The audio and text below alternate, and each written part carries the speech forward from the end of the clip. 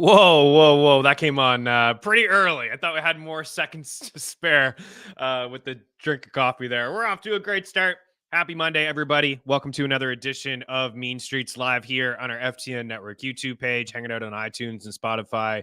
We greatly appreciate the support. Smash the like button, rate, review, subscribe. Any questions, you can reach me at Chris Meaney on X. You can reach me via email, meanstreetsftn@gmail.com. Any questions, you can leave them in the YouTube section, always circling back on these videos to help you guys out if you need it. So welcome in, everybody here. We got quite a bit to talk about today. We have the Monday Night Football game as we finish up Week 13 of the NFL season. It's the Jaguars and the Bengals. We'll talk about that game in just a few moments. We got some props and some picks there as well. For that football game, we're going to take a look at the NFL playoff picture in the AFC, which is completely wide open, in the NFC, which got a little bit tighter with yesterday's win by the San Francisco 49ers. So we'll talk about those two playoff pitchers. Let's take a look at MVP odds and Super Bowl odds as well, as the Niners opened up Week 13 as Super Bowl favorites, and their number got a little bit shorter after that butt whooping at the Link against the Birds this weekend. There's not a lot to talk about from a waiver wire standpoint, but Week 14 is the final week of the regular season. Of course, you guys are well aware, fantasy football playoffs. We just had a week where there was 6 teams on bye, and here in Week 14, we only have to deal with 2 teams on bye, which is really good, and those 2 teams are not really good, and they are Arizona and Washington. So we will take an early look at the Week 14 NFL odds and get ahead of it as well and talk some waiver wire stuff. But right now, I mean, your season, your teams, I think are intact. You got what you got. We talked before about having 2 defenses, 2 quarterbacks, handcuffing running backs, making sure guys like Dearness Johnson isn't on the waiver wire. Tajay Spears isn't on the waiver wire. Derrick Henry in concussion protocol, questionable to play. I believe that is a Monday Night Football game. We have 2 Monday Night Football games this week as well, the Packers and the Giants, and the Titans and the Dolphins. So hopefully here's some good news about Derrick Henry this week, that he's able to return to practice. If not, you'll have to have some backups and things like that. Keaton Mitchell, right? We've talked a lot about these stashes, and hopefully everything is just intact for your squad moving forward. But before we get into some playoff pitcher stuff, some MVP stuff, let's just really get into tonight. So we have the Jaguars and the Bengals. And on Friday's show, even on the Wednesday NFL betting show on our FTN Network YouTube page, this was one of my favorite picks of the week, the 8.5, the over 38 as a total. Now we've seen definitely some line movement here, now 10 and the total 40. 10 is a lot to ask for, for anybody to beat a squad by 10 points. I still think Jacksonville wins this game by a couple of scores, so that's where I'm leaning. In the bet tracker, we do have 8.5. We have the over 38. It was 2 of our favorite bets here heading into the week. I really like where Jacksonville is at offensively as a squad over the past couple of weeks. Really like what I've seen from Trevor Lawrence. He's got 6 touchdowns, 6 total touchdowns over the last 2 weeks. He's coming off a game where he had 364 passing yards, which was a season high for him. He has 3 rushing touchdowns over the last 2 weeks, and he has 3 through the air. After the dud game against the 49ers, which is expected. It's been up and down for Trevor Lawrence, a massive step forward in year number 2 in the NFL and year number 1 with Doug Peterson, and a bit of a step back this season. But having Zay Jones on the field is, really, I think, put everybody in their spots. Calvin Ridley has had a really nice couple games in a row with Zay Jones on the field. Christian Kirk and Evan Ingram hasn't really done a whole lot for you. What he's giving you is okay at the tight end position, like 4 or 5 grabs, 45 yards ish. But he hasn't found the end zone yet. This is a really good spot for him, maybe to get it done tonight. The Bengals allow the second most fantasy points to the tight end position. Ingram has had a healthy amount of targets this season. I mean, he's got 82 targets. He's had at least 6 targets in every single game after week 1. And week 1, he had 5 targets, and he's had 4 grabs in every single game this season. He had the big game against the Steelers where he had 10 grabs and 88 yards. It's just, he only has 524 yards. He's only top 50 yards once since week 4. So, and 0 touchdowns.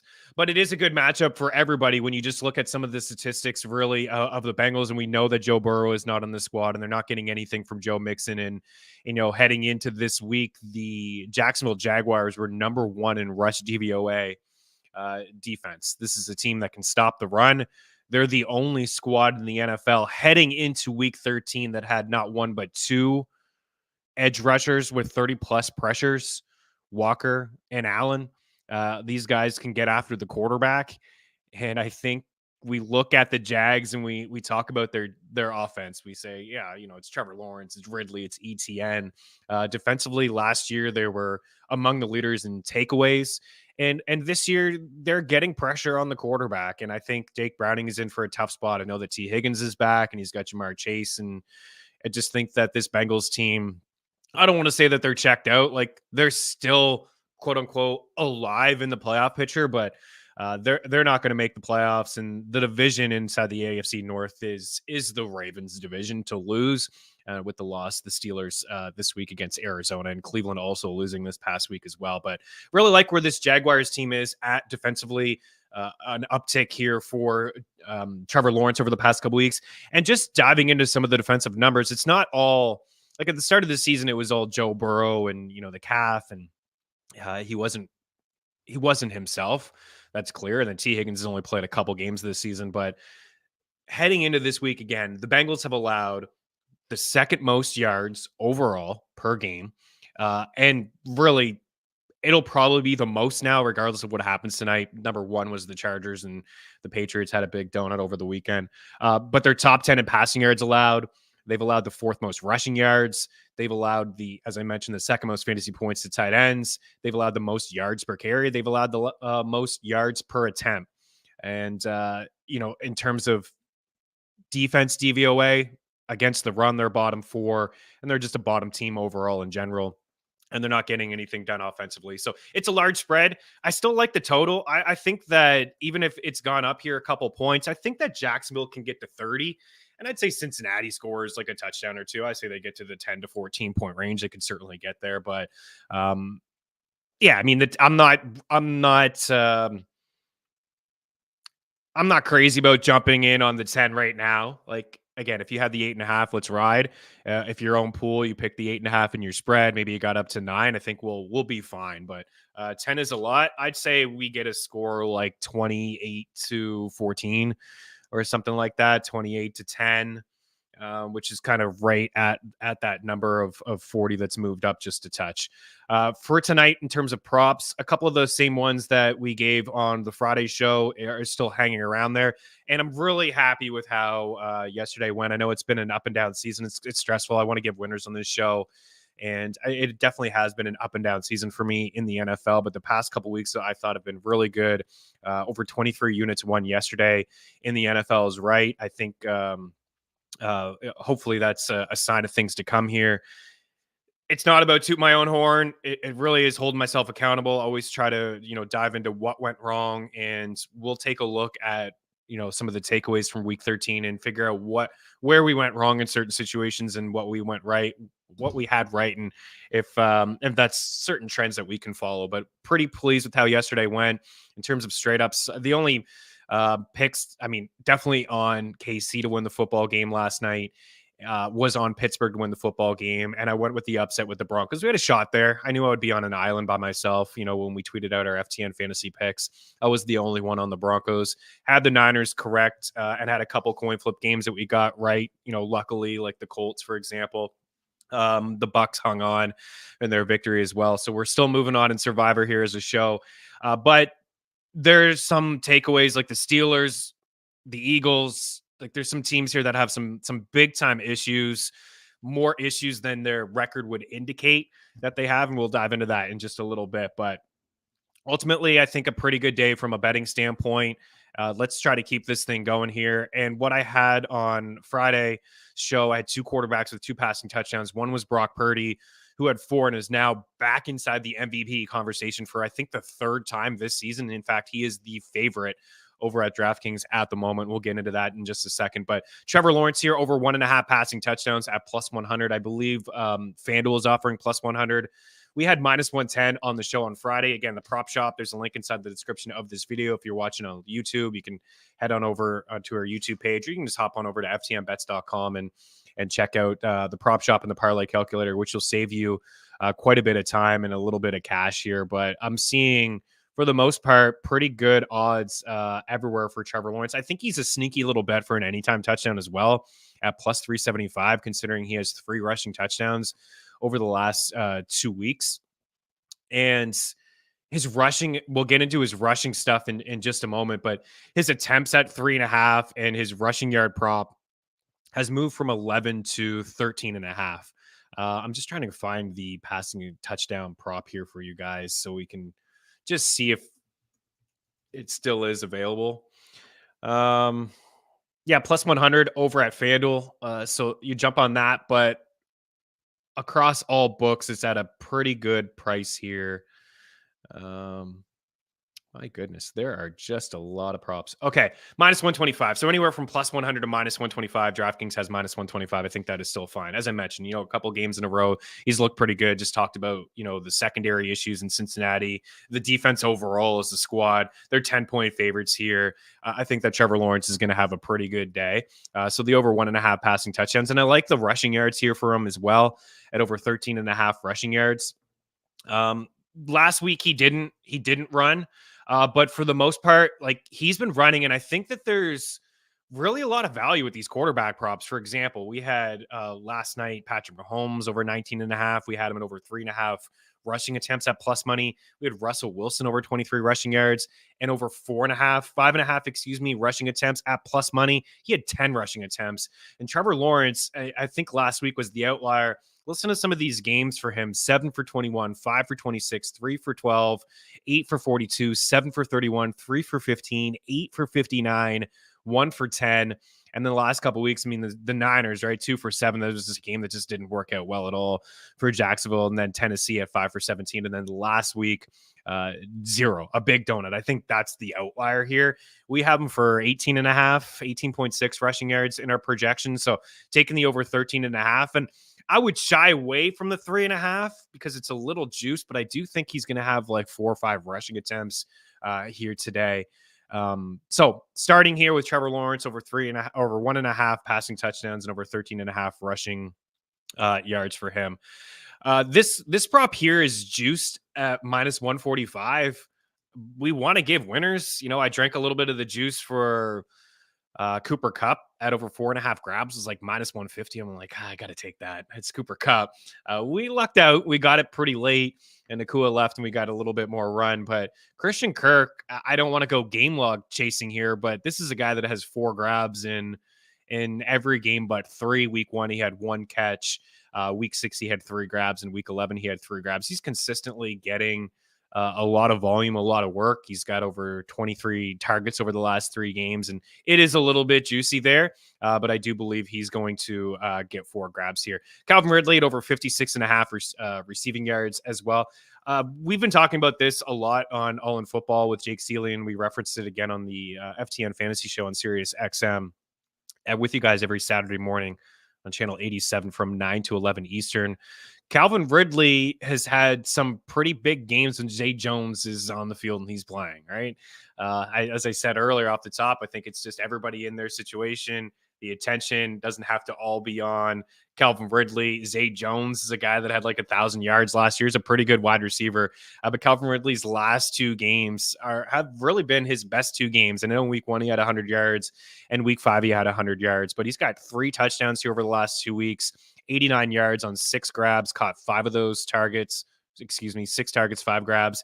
And then week 11 against the Titans, a 103, 2 touchdowns, 7 grabs. He almost had a couple more scores last week. I know he had a touchdown and a 2-point conversion on basically the same play inside the red zone that they drew up for him. He had another one in the corner of the end zone. He has struggled with drops. It was on him. It was a beautiful placed ball by Trevor Lawrence. But I think Calvin Ridley is definitely this is just too low. And I think Christian Kirk's a little low too. Kirk and Ridley, these guys are in the 50s. We have them for 60 receiving yards. they could lean on the ground game here just a little bit. And I have an outside the box kind of prop that I like in terms of a backup running back in this game. I don't like a lot from the Cincinnati side of things. The only one I'm rolling here with on the Bengals side is Joe Mixon. I just can't trust Browning at the moment. T. Higgins is coming back. T. Higgins and Jamar Chase, these guys' props are super low, but I really can't. I don't want to suggest it, and I don't want to put my heart and bucks on it. So why should I tell you guys to do it? I think, if I'm gonna go with anyone, it's going to be Mixon here. And I don't think he's going to have a lot of success carrying the rock. I mean, he hasn't all year. If you look at the back of the football card, he's top 69 rushing yards once. His season high is 87. It was against the Niners. Of course, it was a team that doesn't give up anything on the ground. But he's still a big player through the air. He's got 33 grabs. He's got over 230 receiving yards. Last week, 2 catches, 44 yards. The week before, 5 catches and 31 yards. So those are really 2 games without Joe Burrow. Burrow was knocked out of that game week 11 against the Ravens pretty early on. They're 10-point dogs here. It just takes a catch or two for him to rack this up. And they're just really not getting anything done on the ground. And I just don't think that they will. Jacksonville's been pretty good against the run. And as I mentioned, the 2 edge rushers there in Walker and Josh Allen are just going to be able to put pressure here. So I would like to say, the over 13.5 rushing attempts, it seems pretty low. I just think that they're in a tough spot. I just don't think that Cincy's going to be able to really sustain long drives, move the football, some check down stuff here. Mixon's still getting a bulk of the work. He's still, on the field more than any other running back in Cincinnati.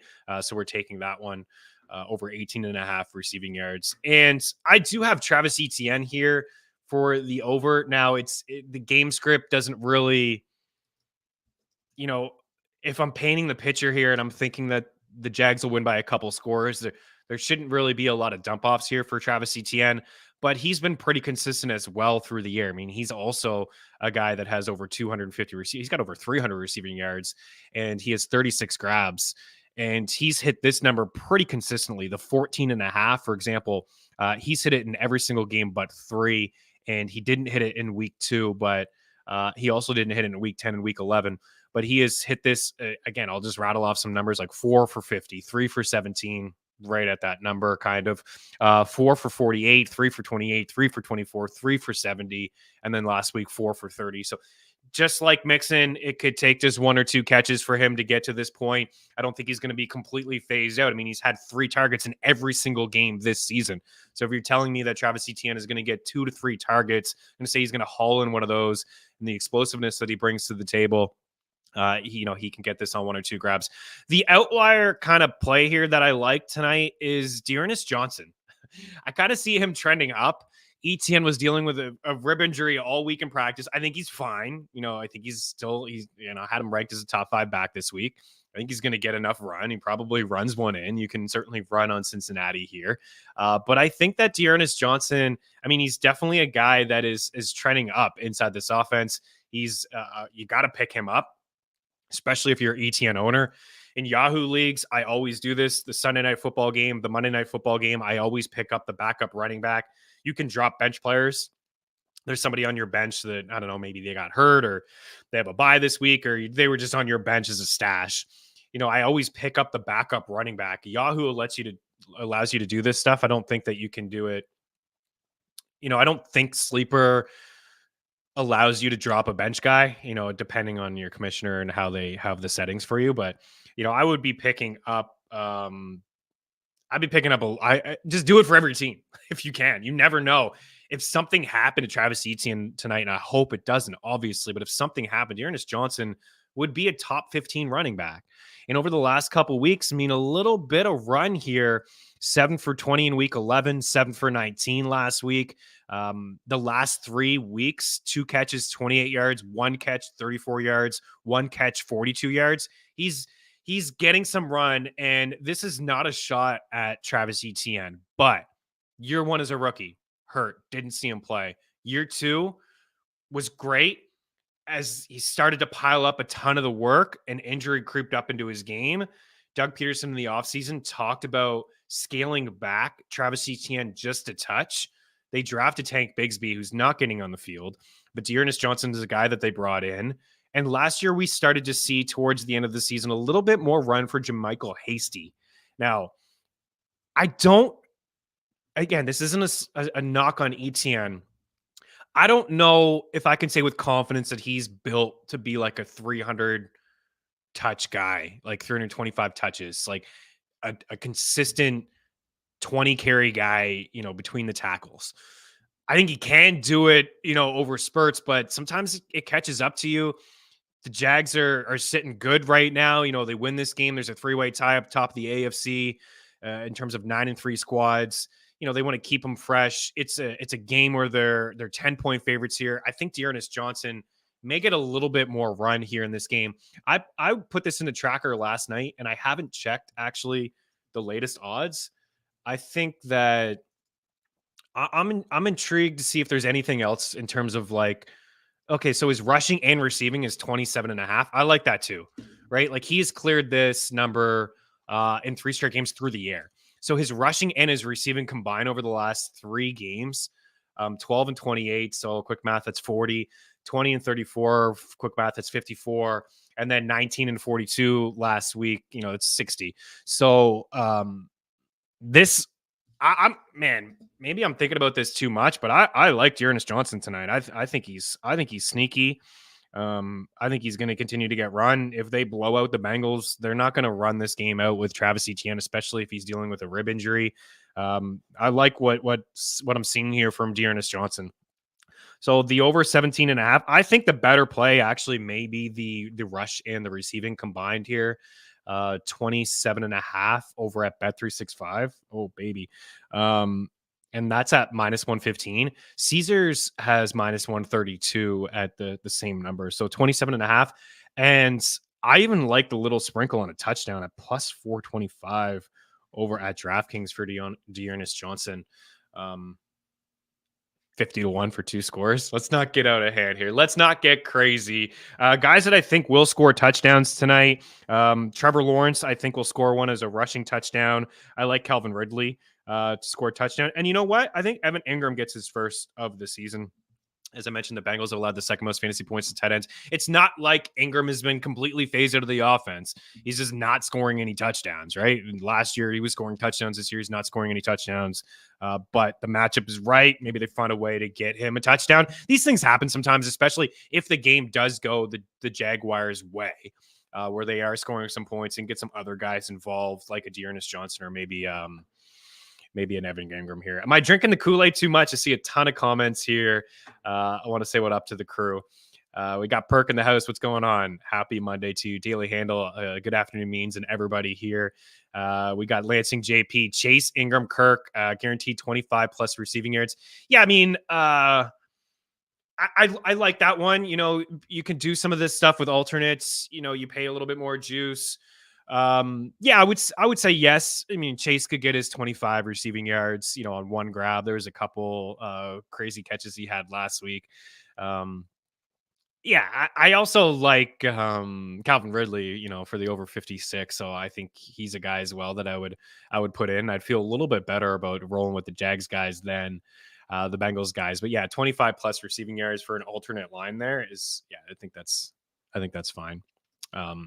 Shout out to Bet365, right? It does some pretty, I mean, I've been a user over there, and I mean, I'm kind of limited here on the East Coast, but I love the milestone stuff that they have. The 25, for example, we laddered Tyreek Hill.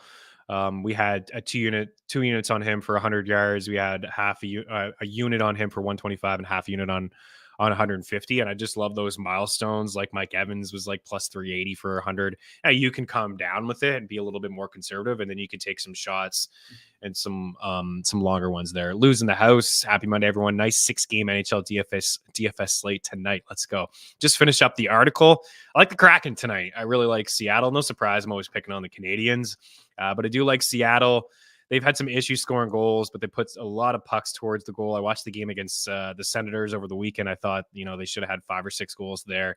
The Canadians live inside the penalty box, and they're really struggling 5-5 play. So like the Kraken, I think my top stacks would be Seattle. I mean, in the article, in Seattle, Pittsburgh, and Vegas. And I think maybe, we're just going with those 3.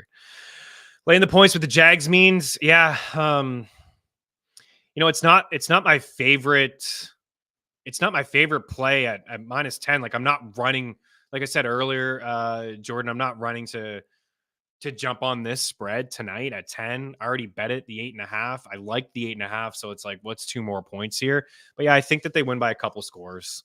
I think we'll see like a 28-14 type game. I think Jacksonville gets to 30, close to 30. And I still have the lean to the over. We gave the 38.5 and it's at 40. So I have the lean there to the over.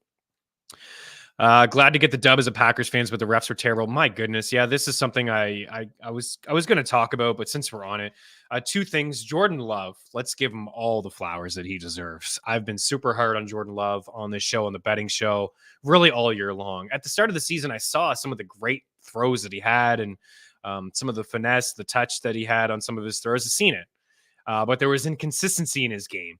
And then before last night, the 2 previous weeks, like, yes, I was impressed with what he did, but at the same time played a Lions team who I think we can all admit, right? We can all say with confidence the Lions are struggling defensively. It's been a few weeks now. They have some issues defensively. I'm concerned. And then the Chargers, like, oh, great. You threw all over the Chargers. They're a bloody mess. But to do it against the Chiefs, and this defense is elite. It's the most points that they allowed all season long in terms of like EPA. This was one of the better games from a team this season with the Packers. They were able to move the ball. Unfortunately, man, Christian Watson, I feel for this guy. Like 2 touchdowns last night, a nice climb the ladder grab, and then trying to run out the game and out the clock and end around. He pulls a hammy. So unfortunately, hey, the Packers are very much alive. They're very much alive in this thing. We talked about them hanging around in the playoff picture. I think we gave like a little bit of a sprinkle on +175 for them to make the playoffs. And I didn't think that they would win this game against the Chiefs. So there's some winnable games coming up for them. They're very, very much alive in this thing. But the reffing is just so bad. It's consistently bad. It's so brutal, man. There was a lot of brutal calls in the Eagles and the Niners game. There was last night, like the Mahomes. I get maybe missing the Mahomes play because it's bang, bang. It's close, right, to the end zone. But, he's running for the first down yardage. The marker is right there. It was a clean hit. There's no way that he should have been flagged. Mahomes gets what he wants, really. Mahomes and Allen, these guys get what they want all the time. That was a BS call. But there were multiple, like, how do you miss the PI? If you're going to tell me that is a makeup call, you screwed up on the unnecessary roughness penalty and you made it up, it's like, fine, I get it. But that's not great logic either. You want to call it how it is. You call it. If you miss something earlier, you miss something. You can't be just makeup calls. You see it all the time in the NHL too. It's like 2 bad calls, the team's on a 5-on-3. You just know that there's going to be a makeup call pretty much immediately. You don't even have to really do anything. If there's a stick in the hands, anything close, a little cross check, boom, you're going to get it. This is makeup calls all the time. These refs do these things. But you can't miss that pass interference call. Dude was giving him a piggyback ride. He was on his back with his arms over his neck. And I get all the jokes and I see it on Twitter. You guys are hilarious. Yeah, MVS, you won't catch it anyways. It's not the point, man. It's not the point. It should have been a PI. And I'm not so crazy about the one inside the end zone in the Hail Mary. You're never going to get that call. It's like the refs really just put the whistles away on those Hail Marys, like the PIs. It was a clear shove in the back on Travis Kelce. Like, it's a PI. But I see that stuff all the time on those Hail Marys, and they don't really call them. But the one on MBS is just absolutely pathetic. It is awful. And it's not, I'm not saying that because I was on the Chiefs and, you put the ball on the 5, Mahomes probably scores, right? And the game's going to overtime. We were robbed last night. Good the Packers got the W. The unnecessary roughness call was bogus as well, but I think that the PI one's worse. What are you guys watching? Like, the play on the sidelines is close. I'm not reviewing it. It's close. But the PI is not close. And I don't know what they're watching. I don't know what they're watching. I mean, no excuses for the Eagles. They got their butts whooped yesterday too, but I saw a couple of plays like a Debo's long run. It was a clear hold in the middle of the field right by Debo on another end around run that he had.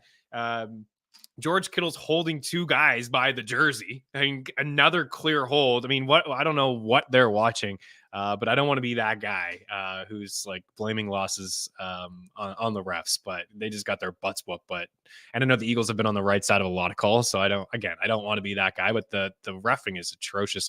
Also, love how everyone media conveniently forgot how the refs called that bogus penalty with Mahomes in bounds, then missed the PI, but the refs were terrible all around. Yeah, they were just awful. Media just loves giving Pat excuses. Guaranteed if that happened to Green Bay, wouldn't have spent half the time on it. Totally. And even Hurts took a shot out. Hurts was like almost on the other side of the white and got shoved out. They don't call that. But I said, they call that of Mahomes every time, and that's it, right? With all that said, good afternoon to all. Deesh, I love it, man. We're here together. We're a group together. We can vent together for sure. Albert in the house, what's going on? After yesterday, I'm officially first in my league in points scored and 11th place eliminated from the playoffs. I think in all the years I've played, this is the worst luck I've ever had. In my home league, I think I referenced this a couple times. In my home league, I am second in points scored, but I've given up the most, and I'm not going to make the playoffs either. I need 32 points from Trevor Lawrence today, and I know he did it a couple weeks ago. I'm super bummed, man. It's tough, bad beats. And I've been trying to push this in this particular league, and I've done it in a couple other leagues. And I know CBS allows you to do this, and Sleeper allows you to do this as well. And I know Sealy's been a big component of this. I'm a big fan of playing your opponent and playing the rest of your league as well. Talk this out with your commissioner or your league mates. It's the way to go. You play your league, you play your opponent. You either get a win or a loss, maybe a tie, but most likely not. A win or a loss. So you go 1-0 or 0-1. And then you play the rest of your league, and the top 6 scores, say there's 12 teams in your league, the top 6 scores get 1 win. So you could go up, and this eliminates the bad beats, right? I feel like every time my fantasy defense sucks, and I'm not talking about like the Cowboys or the Colts or the Niners. I'm talking about every time I play opponent, these guys just go off, right? I'm sure that's what's happening to you, Lou, is you're having great weeks, but you are going up against somebody who has the best week of the entire league, right? So this would allow you and good teams that you drafted, your first in points, your second in points, third in points, to be rewarded. So I like this. You can go 1-1, you can go 2-0. It keeps more people alive in the playoff hunt as well. And it does eliminate some of those bad beats, and it rewards for good drafting. So something to maybe consider. Like I said, I know Sleeper does it. I've been doing it with Joe Pisapia of Fantasy Pros over at CBS for quite some time, and I've fell in love with the format. I know Jake does it for Superflex, and I think it's fantastic. Yeah. Anyways, just keep you get some 2-0 weeks. But yeah, you just have to be in the top 6, or if there's 10 teams, top 5, and then you'll get that win. Watson's so talented, man. He really is, but oh my goodness. Might bet the Jags and lay the points. Just swipe, baby. I think that's the way to do it. Baby, let's go. Smash the like button. I got some other things I wanted to get into, but just looking at some of the comments here, someone who has watched every Green Bay offensive snap this season. Things started to change a few weeks ago when they got Reed more involved. Tons of motion between him and Watson, opening things up. Absolutely. And now they got to deal without Watson. So it's tough. I mean, they have the youngest skilled position room in all of football, with like 2 rookie tight ends and 2 sophomore wide receivers and a rookie wide receiver in Reed. One thing I've also noticed with the Packers is Matt LaFleur's kind of opening up the playbook just a touch. He's been a little bit more aggressive. And I think, having Jordan Love, who's basically a rookie as well. I know he's been in the league for a while, but he hasn't had a lot of starts on the NFL resume. Is, maybe being cautious with him, keeping things a little bit simple, but opening up the playbook a little bit lately as well, which has been good. And they've played most of the season without Aaron Jones as well. Nobody can, man. Like, the PI was just ludicrous. Yeah, let's bring the old refs. Back. I like it, Seth. Bring them back. Okay. Exactly. Either win by 60 or lose by 5. Bad beats, man. Bad beats. Here's the look of the playoff picture. NFC, Eagles still up at the top at 10-2, and it's like the sky's falling in Philadelphia, right? I saw an article from, I forget the reporter now, Philadelphia Inquirer, I don't know what it was, and the headline was, "Is the Eagles season a disaster?" It's like, guys, they're 10-2. They got smacked. They got absolutely crushed last night. And on the show on Friday, we had the 49ers. I'm not surprised that the Niners went in there and won the game. If there was a team to blow at another team, it would be San Fran blowing out Philadelphia. The Niners just looked better. They just got beat by a better team. We talked about the linebacker play in San Fran. It does not match up on the other side. There are definitely reasons to be concerned in Philadelphia. And it's the same reasons, that I've stressed all year. The secondary, like Bradbury and Slayer, not playing up to the potential. There's the middle of the field is just, there's just too many big plays. Like, they can't cover tight ends. They struggle, when they're going up against a team that runs a lot of motion. They can't tackle at the moment. Like, nobody can really tackle. I mean, Debo is going untouched. And they can't stop the run lately either. The past couple of weeks, they haven't been able to stop the run. On the flip side, nice little grab there. On the flip side, and no excuses, but we have to, Philly's played some tough teams lately, and the short weeks, Kansas City's short week, or they played in the rain, and the short week Buffalo, and they've been on the field a lot. Their defense has been on the field a lot. 3 games in 13 days. Niners, 10 days rest, and Shanahan's resume, with 10 days rest and, extra rest and things like it's no excuse. But this Eagles team, to me, they look tired. They're not playing with a ton of physicality. And they're going to be in a tough spot this week too, against the Cowboys. But the sky is not falling. But man, do they ever need Shaq Leonard? And I don't know if he's going to be able to help them, but I according to reports, he's contemplating between Dallas and Philadelphia. I don't know. Is he watch yesterday and say no chance? Like, maybe I'll just hold out to see if the Niners give me a call, or is he like, Philly needs some help. I'm definitely going to play a lot of snaps there. And that's the way that I'm going to go. But maybe he's going to wait out one more week and see what happens in Dallas between the Eagles and the 49ers. But Philly's still holding on at 10-2. A big game this week. We'll get into the lines for week 14, but a big game this week between the Eagles and the Cowboys. And even if Philadelphia loses that game, may have to say goodbye to the number 1 spot, but they could still win this division. Assuming that Philadelphia wins out after a potential loss this week in Dallas, Seattle, the Giants, Arizona, and the Giants. And then assuming that Dallas were to win out after beating Philadelphia, these guys would have the same, a win and a loss head to head. They'd have the same record inside the NFC East, and Philadelphia would have a better record inside the conference. With the Cowboys lost to Arizona, that would give the Eagles the tiebreaker. So Dallas certainly needs to win this game against the Eagles. If not, that's it probably for them. And then they would need some help, assuming that Dallas can win out as well. But they have a tough schedule. I mean, Philadelphia this week, they got the Buffalo Bills. They got Miami, and I think they have the Chargers, which is not a tough one, really. But they do have a couple tough matchups coming up. So it's not all over in Philadelphia, but it's clear, like, the Niners are the team to beat. The Niners are the most complete team in the NFL. Like, they smacked Dallas.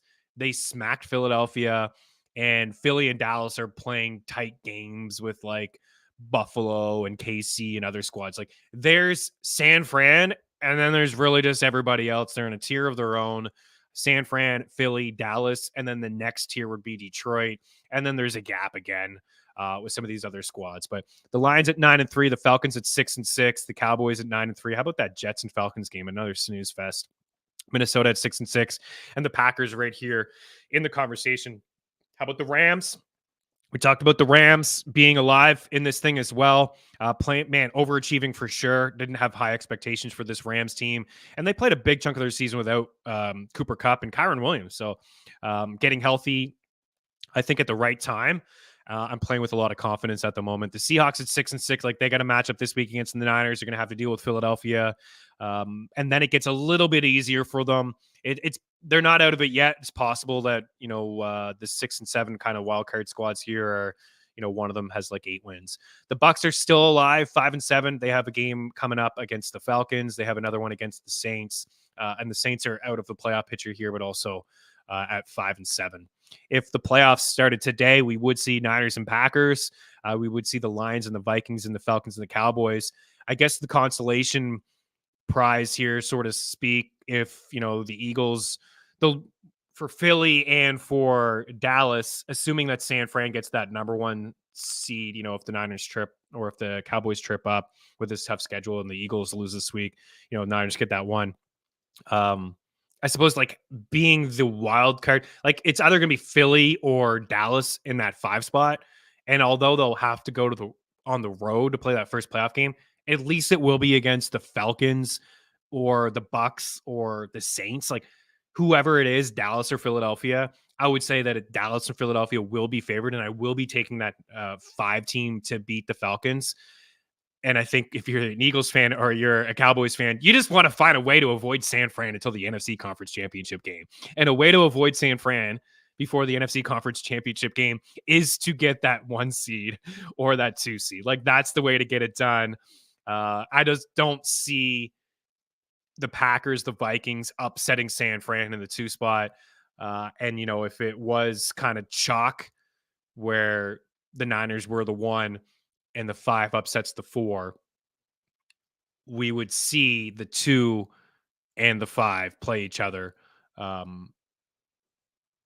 we would see the 1 and the 5 play each other than the Lions and the 2, right? But I will say that I have major concerns at the moment about Detroit, just like I do with the Eagles, but more so with Detroit. And the defense has been inconsistent now for quite some time. And I think that either the Packers, just saw the Packers go in there and beat them. The Packers, the Vikings, the Rams, the Seahawks have beat Detroit in Detroit. Upset alert. Like the 5 should beat the 4. And I think that the 6 could certainly beat the 3. But I don't think the 7 will upset the 2. But we'll see. We got a lot of football left. So just a little bit of a look at the playoff picture there. The AFC is completely wide open. The Dolphins at 9-3, the Ravens at 9-3, the Jags there sitting at 9-3 as well. So we could see tonight sole possession, right? Inside the AFC. Actually, that's incorrect. I think George I was like, wait, 9-3. George just chalked him up for a W. That may have been me just chalking him up for an automatic W. Maybe that's bad news. We get an upset here for the Bengals. So the Jags are actually at 8-3 if they win tonight. That's right. They'll all be at 9-3.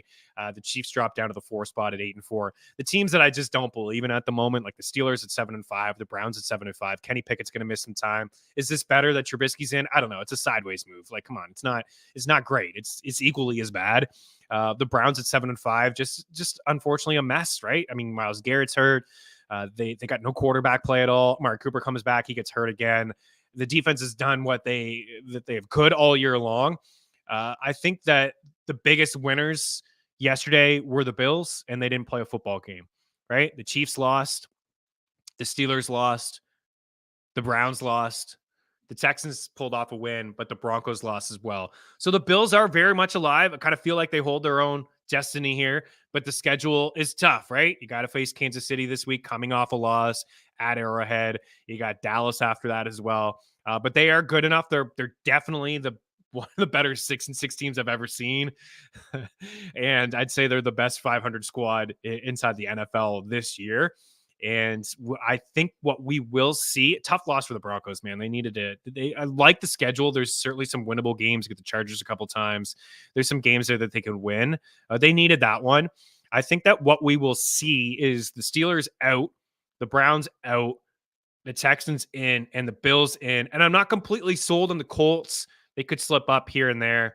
A big W they hung on, and that one's a wild game yesterday against the Titans. But I'm not completely sold. I think that the Bills could go on a run here if they just get some defense.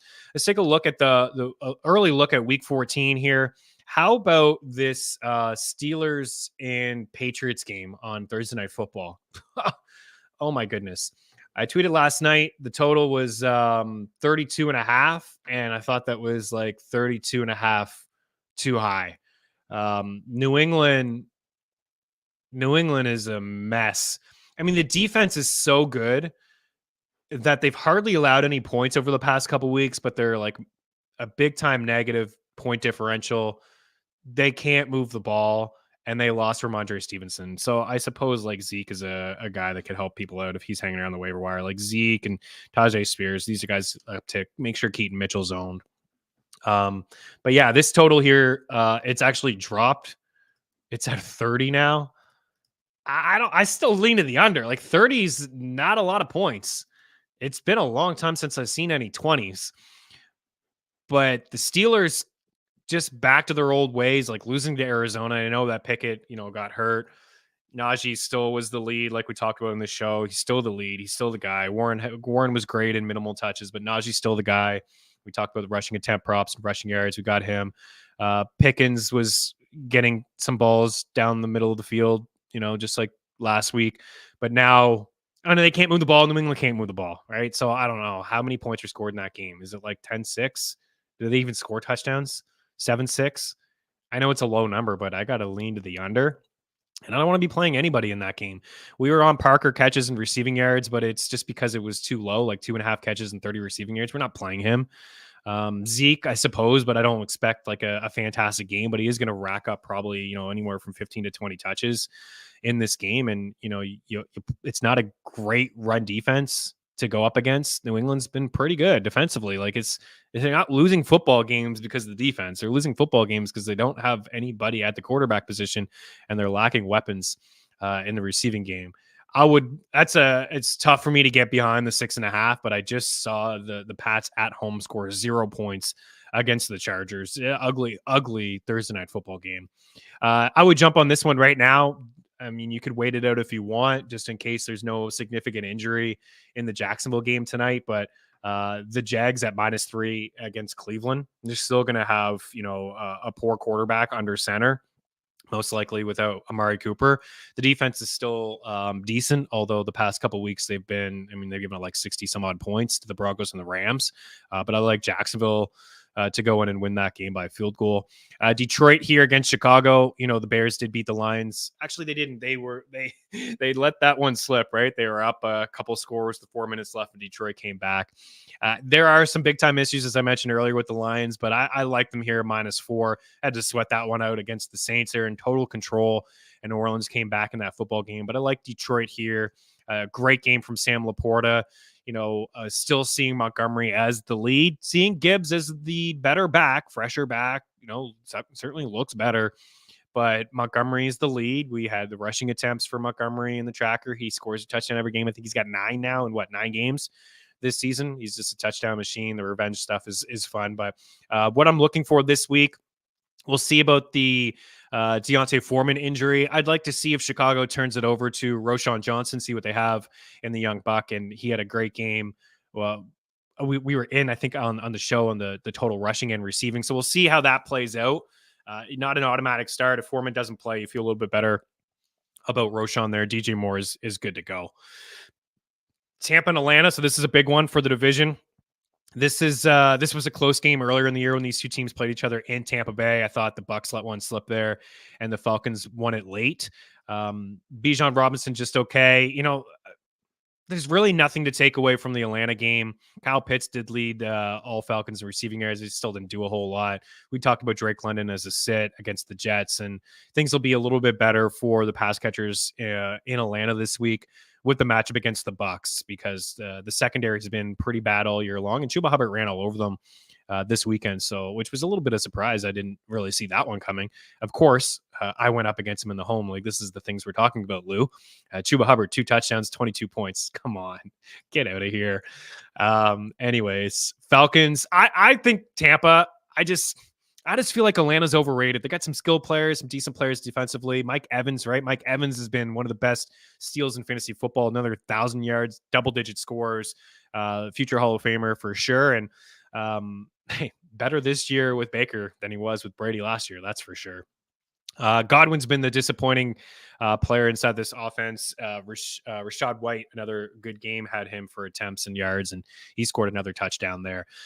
Houston, I got to lean here to Tampa in the early upset feel. Houston and the Jets, a tough defense for sure. The Jets can't move the football, right? They bench Boyle. Simeon's not the answer. Man, I just feel for everyone. We had Breece Hall as a sit. You can't play him. And some people are surprised with Breece Hall, but we talked about it on the show. Robert Saleh called him out. He called him out after the Black Friday game. He said that he needed those like grimy yards, and he was kind of like I forget the exact wording. It was very similar to what Ron Rivera said to Antonio Gibson, like kind of like east and west runner and shifty, where he should just like kind of get those hard yards and go north and south, or downhill rather, instead of like looking for the big home run play. And he didn't do anything in that game. I mean, the Falcons have been a really good run defense, and they just gave some work to Dalvin Cook. So this is a better matchup. I think if you have Breece Hall, you're probably in a really tough spot to begin with. Like you maybe you're RB1 and you're really fighting for a playoff spot. We'll get into it later on in the week of running backs that would play over Breece Hall. But on the Texans side, Dameon Pierce is the better back than Singletary, right? We know that Singletary had some really good games without Dameon Pierce, but Singletary took over the backfield and took over the touches and the carries. So I think he can, you feel better about Pierce, certainly over Singletary. And you probably want to find some better options, Garrett Wilson, Ja'Marr Chase, Breece Hall, Saquon Barkley. These are all guys that I like. They're all great players, but they're linked to brutal offenses, and I just don't think you can trust them. It's hard to sit these big name players. I think you're just hoping for the best when you toss them out there, and you get 4 or 5 grabs from Breece Hall, you call it a win. Carolina and the Saints here, +6 for the Panthers. Just Jonathan Mingo certainly trending up. Mingo is a guy we talked about on the Sirius XM show as like a dart throw, or maybe somebody to keep an eye on. Adam Thielen has been pretty quiet over the past couple weeks, a little bit older, maybe slowing down a touch, a lot of run. It's time to get Mingo more involved, but I don't know if it's the Panthers not trusting Bryce Young, or if we honestly can see over the offensive line. I mean, this is not trying to be rude, but they don't take any shots down the field really at all. Some of these guys don't get a lot of separation. Saw a little bit there with Mingo, and a nice little move from DJ Chark to get the ball down the field with him as well. But this is a large spread to lay on this Saints squad, and the defense hasn't been playing great. No Lattimore.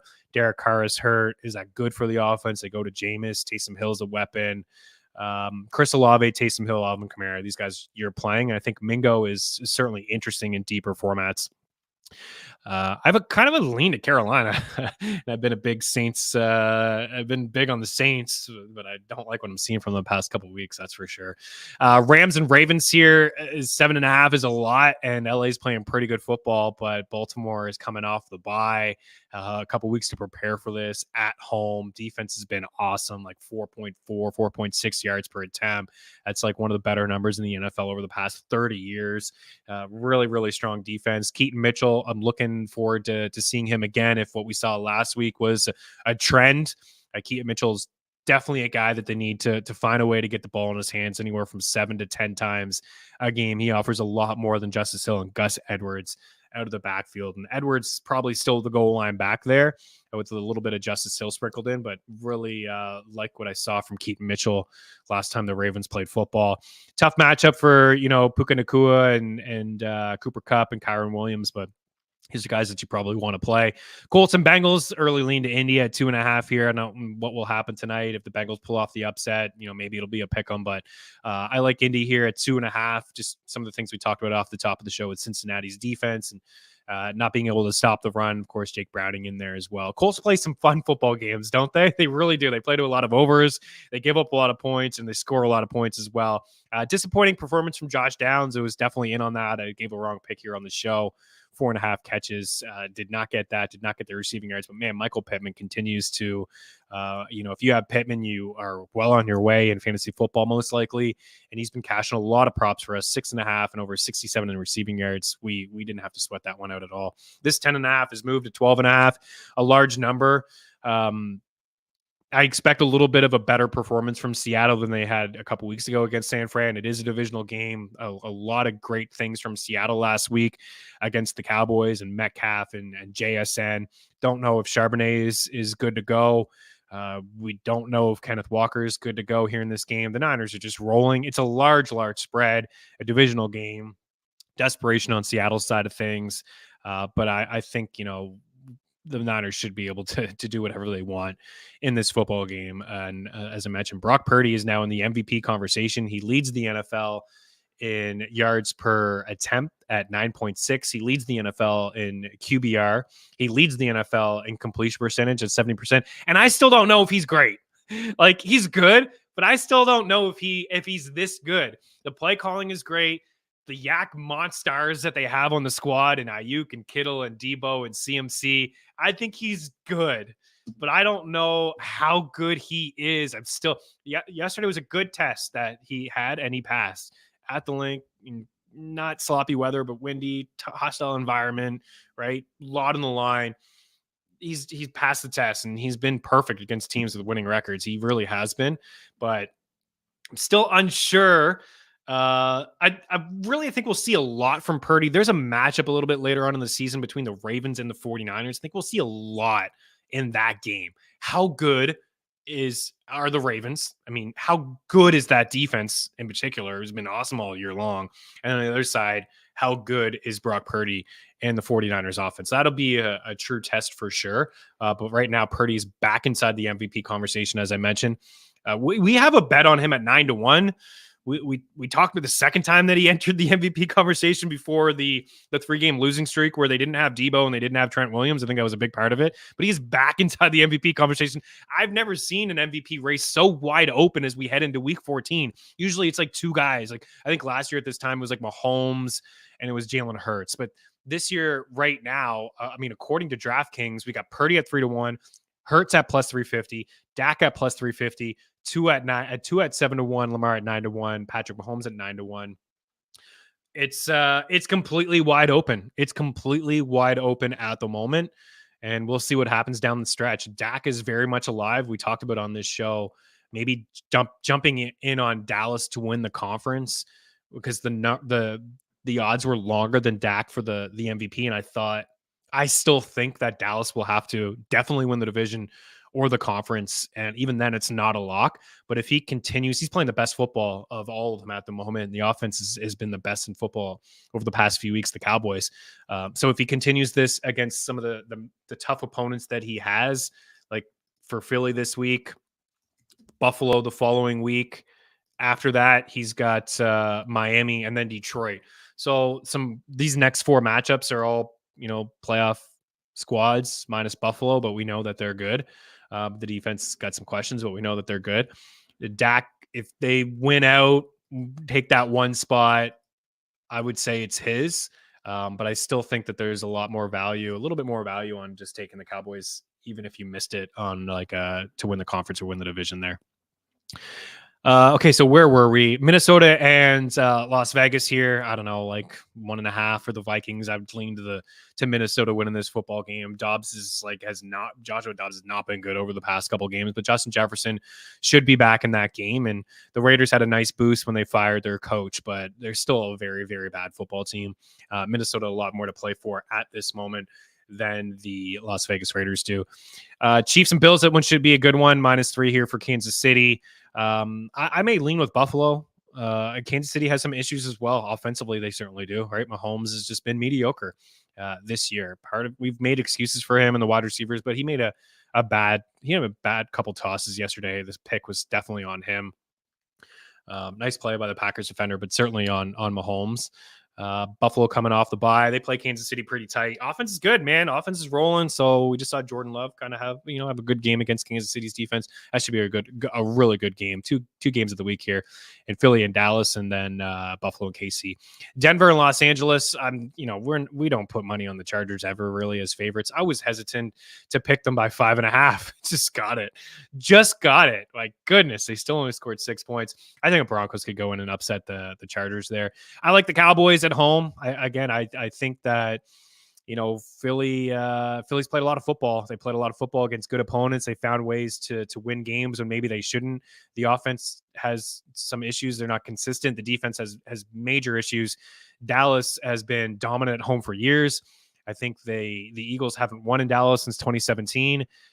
Some time to prepare for Philadelphia here. Extra rest. I think the Cowboys win the game, and I already have it in the tracker. I don't think he can get the 2.5 anymore, but I think Dallas wins that football game. They're going to have no answer again for CeeDee Lamb.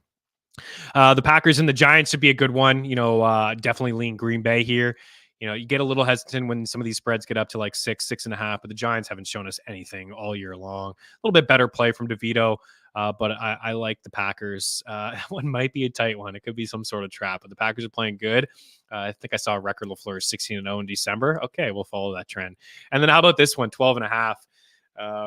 Tyreek Hill, man. If they wanted to, they probably could have got that guy like 400 receiving yards. He actually may be the MVP. Let's be honest. Like, he's going to have 2,000 total yards. Say what you want about Miami only beating brutal teams. They're going to get tested here down the stretch with a couple games. But man, what Tyreek Hill is doing this year, he's been the most valuable player. You take him away from the Dolphins, I don't even know if they have 5 wins. I know that they're beating up on a lot of opponents. Devon Chan went up against a Chan last night too. What are we doing here, Miami? It's like fourth and goal. They're going for it. A Chan with all the garbage time stuff. Ugh. Hated seeing it. Okay. The Eagles linebackers are abysmal. They're brutal, man. Atrocious. And how he's done some good things, but they knew this. This was the biggest issue that Philadelphia had heading into the season, was the middle of the field, the linebacker play, the safety play. And they just have guys that they already cut and brought back that are playing the position. So it's a big, big concern. And, Jalen Hurts, the Eagles are going to have to win football games on Jalen Hurts' arm down the stretch, because the defense is not going to be able to stop anyone. They started off the game great, couple 3-and-outs. But they didn't score on those touchdowns. Like the long drives, the first 2 drives were super long, and they settled for field goals, and you just can't against San Fran. And then after 2 3-and-outs, the Niners started to use Christian McCaffrey. And they had 5 touchdowns and scored on 5 straight drives. And yeah, you know what? It's if you're a Bills fan, you're Josh Allen, you've really wanted you want KC to win that game. It's tough, to bounce back and then going back home. Yeah, it's a really tough spot for the Bills. I agree. Yes, Broncos money line, but I was on that one this past week and it didn't work out for me. Jets want to go back to Wilson, but he's reluctant. Yeah, for sure. Okay, I think that's it. See some other people popping up in the chat. This is what we got for tonight. We got Trevor Lawrence over 1.5 passing touchdowns. Also have T-Law for over 13.5 rushing yards. I like Calvin Ridley for over 56.5 receiving yards. I also like Travis Etienne for over 14.5 receiving yards. The one Bengal I'm going with here is Joe Mixon. He's been hitting this one consistently. They're 10-point dogs, a couple dump offs, a couple check downs, a couple garbage time stuff potentially. And my sneaky play of the night is Dearness Johnson at over 17.5 rushing yards. But what we found out earlier in the show is 27.5 rush and receiving combined is probably the better play. Go look at their last 3 games. He's been catching some balls out of the backfield. ETN not 100% in this game. Could lean on Dearness Johnson in the second half if they are having their way on offense. For tonight on the ice, I like the Kraken in 60 plus money for that one. I think they win in regulation. I like the Vegas Golden Knights on the puck line. I got Eichel for an assist. I got Crosby for an assist. I got McCann and Oliver Bjorkstrand 3 shots each over at Bet365. You can do plus 3 shots, like 3 shots each for the milestone plays, and that's plus 115. I like Ellie Tolvanen and Bjorkstrand to each pick up a point at Bet365. That's plus 150. I like Brian Rust and Owen Tippett for 3 shots each. Same game parlay, Flyers and Penguins, and that one pays plus 310. For the DFS, I do like Seattle tonight. I like that Bjorkstrand, Gord, and Tolvanen line with Vince Dunn for a defenseman. And I like that top line for Pittsburgh. This is the second half of a back-to-back, and the Flyers did win that hockey game. But the top line had 32 shot attempts. Crosby, Rust, and Gensel. 32 shot attempts in a hockey game. They each had 10 shot attempts. So they may see Sean Couturier with the game being in Philadelphia, but I still like the Penguins top line to make some noise. Jack Eichel's playing really, really good hockey at the moment. So is Jonathan Marchessault. So those guys aren't playing 5-5 hockey together anymore. They're playing on the power play. But the Blues have been bad all year long. They're among the leaders in shot attempts allowed and shots and high danger chances. And Vegas went through, a bit of a tough stretch for 2 weeks, and it looks like they're back to playing, good hockey again. So definitely like the Golden Knights And the Dallas Stars are interesting to me as well. They smacked Tampa Bay over the weekend, and this is also the second half of a back-to-back happening in Tampa Bay. Maybe we see a little bit of a pushback for the Bolts, but I think Tampa's in trouble. Like defensively, they haven't been great. Vasilevsky, is just a couple games in since returning from an injury. He can only do so much. I would assume he's going to get better. But take a look at that Sagan, Duchesne, and Marchment line. They've been really good. And from a DFS standpoint, Robertson, Hintz, and Pavelski are at very similar prices as that second line. So I think more people are in DFS and in that world are jumping on that second line, where the first line is kind of getting overlooked because they've been inconsistent this year, and there's more consistency in that second line. But over the past couple of weeks, I've really seen a lot from Jason Robertson. So his shot props at 2.5 at a pretty good price. Usually only takes like a power play or two for him to pile up a couple attempts. So that's where I'm at. I think the Stars win the game too, by the way, with Jake, as long as Jake Ottinger's between the pipes. All right, I think we did it. Yeah, that's pretty much it. There's only 2 teams on bye this week, right? There's not a lot in terms of waiver wire stuff. It's like Arizona and Washington. You're not really, you don't really have a lot to replace there. I'd say, Tajay Spears, maybe we know more a little bit later on, but Tajay Spears as a waiver wire pickup, as somebody that, may get a little bit more run against him. He looked pretty good filling in too for Derrick Henry, catching balls in the backfield. We know that he can do up against the Dolphins, and the Dolphins are 13-point favorites here. So we could get a little bit more run. And really that's kind of it, from a waiver wire standpoint. Damian Pierce maybe hanging around in shallower leagues, going to like him more than Devin Singletary this week. Roschon Johnson, but we'll keep an eye on Deontay Foreman. I go pick up Dearness Johnson tonight, just in case, you're going to get another week or two from Zach Moss against the Bengals next week. And, I guess Tank Dell going down, it's a significant injury. He's going to be lost for the season. You may need a wide receiver. I would first look at maybe Noah Brown and John Mechie because, CJ Stroud is going to continue to throw. And Noah Brown's had a couple good games, one when Nico Collins was out, and he just didn't do anything yesterday, but I think he will be ahead of John Mechie. But those are 2 guys that, if you are in a very, very tough spot, those are a couple guys that, I would roster. And then maybe Elijah Moore, in a deeper format. And I wouldn't feel great about starting him, but I don't know if we'll see Amari Cooper again this season. It's been a tough go for Amari Cooper and the Cleveland Browns offense this year. All right, guys, going to get out of here. Good luck on the ice, on the gridiron. We'll say Jags win 28-14. I got touchdowns from Trevor Lawrence, Calvin Ridley, and Ingram. And I'll say if there's a Bengal to score a touchdown, it would be a Jamar Chase. All right, we're going to get out of here. Good luck. We'll talk to you guys. We'll probably be back Wednesday. We'll have a Dangle Bet Selly episode tomorrow for the hockey fans out there. We'll talk to you soon. Cheers.